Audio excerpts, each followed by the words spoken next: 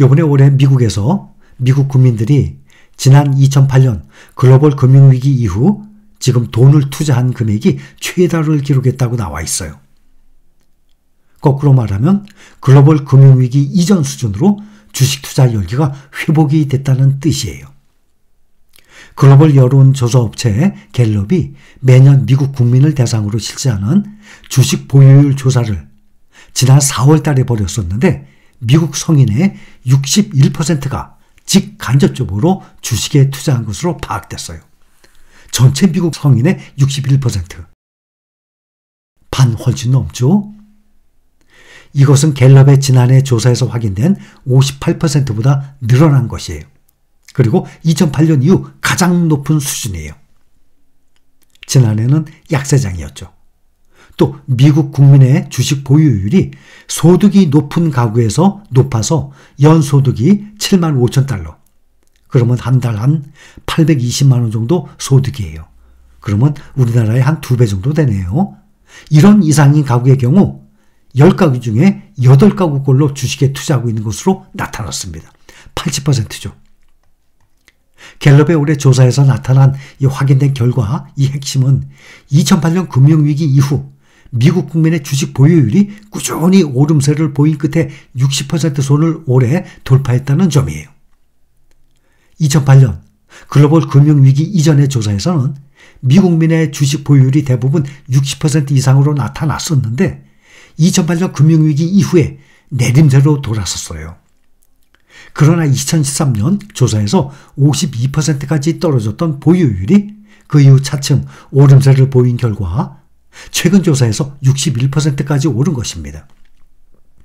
그리고 주식 보유율은 이 경제력과 큰 함수 관계가 있음도 확인이 됐어요. 수입이 많을수록 주식 투자에 투자하는 사람들이 많아지는 거예요. 연소득이 10만 달러, 그러면 약 1300으로 곱하면 1억 3천만 원. 그러면 한 달 수익이 우리나라 돈으로 1000만 원 이상 수익이에요. 이런 경우는 84%가 주식을 보유하고 있는 것으로 나타났어요. 그리고 7만 5천 달러에서 10만 달러, 이 사이는 80%. 반면에 3만 달러, 그러면 약 3,900만 원, 한 달에 한 300만 원 정도 수익 정도 되겠죠. 이 3만 달러에서 8만 달러 미만인 경우에는 주식 보유율이 51%로 뚝 떨어졌어요. 근데 3만 달러 미만이면 아예 24%에 불과한 것으로 조사됐습니다. 그러니까 월 수익이 많을수록 주식에 보유하고 주식 투자하는 사람들이 점점 많아지고 수익이 적을수록 뭐 그거는 전 세계인 경우 대부분 전 세계 어느 나라나 대부분 마찬가지일 거다라는 생각이 들어요. 또 미혼자보다는 기혼자의 주식 보유율이 48대 74로 거의 2배 가까이 아주 높은 것으로 나타났어요. 그러니까 미혼자보다 기혼자가 주식 보유율을 더 훨씬 높게 가져가고 있어요. 이번 조사에서 가장 크게 시사하는 점을 보면 지난해 2022년도에 미국 증시가 모두 2008년 글로벌 금융위기 이후 최악의 성적을 냈죠.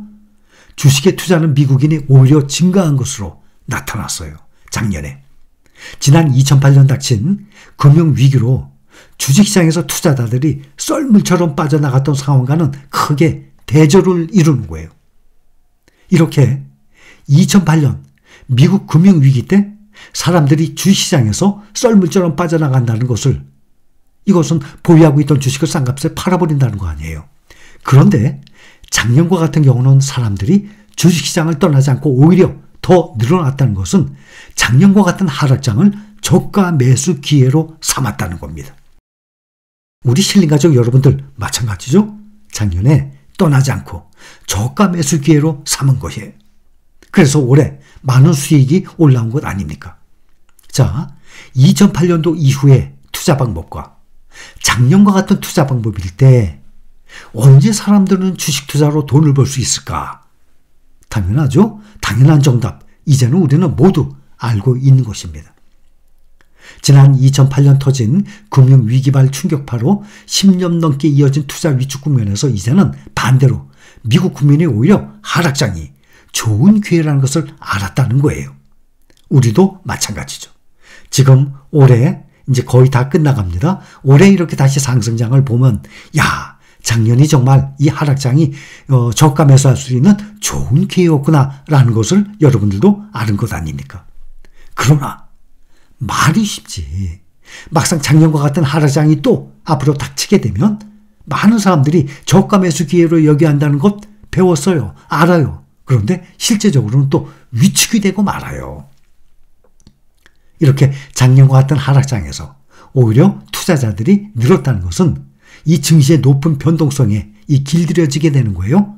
주식 이외에는 대안이 없다는 생각이 지배적이라는 것입니다. 미국 투자자들이 그걸 아는 거예요. 투자 그러면 주식 외에는 대안이 없어요. 다만 주가의 변동성이 문제지 그거를 꼭 이겨내기만 한다면 주식 외에는 대안이 없다는 말이에요.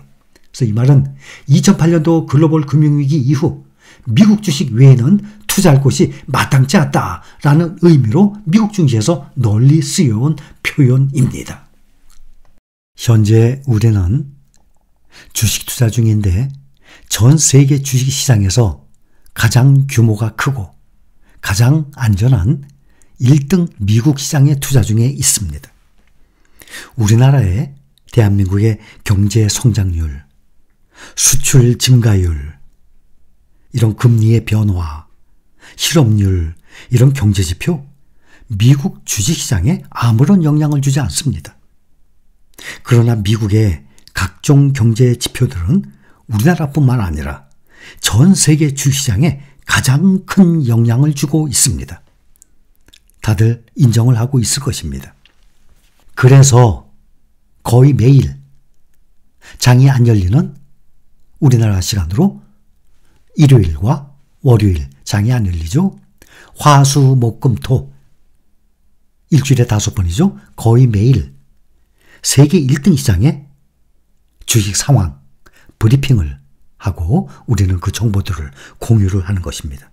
말씀을 드렸다시피 우리나라의 경제 성장률, 수출입 이 변동, 금리, 실업률 이런 거 경제지표 아무런 영향을 안 미쳐요. 우리가 투자하고 있는 종목들에 미국 주식시장에. 그러나 투자를 미국에 안 하더라도 주식 투자를 하고 있는 사람들이 아니더라도 경제에 대해서 금융에 대해서 생각을 한다 그러면 미국의 경제지표는 전 세계에 영향을 주기 때문에 더구나 우리는 세계 1등 시장 미국 시장의 ETF의 전체 시장에 투자를 하고 있기 때문에 미국에 대한 주식 시황은 우리에게는 필수입니다.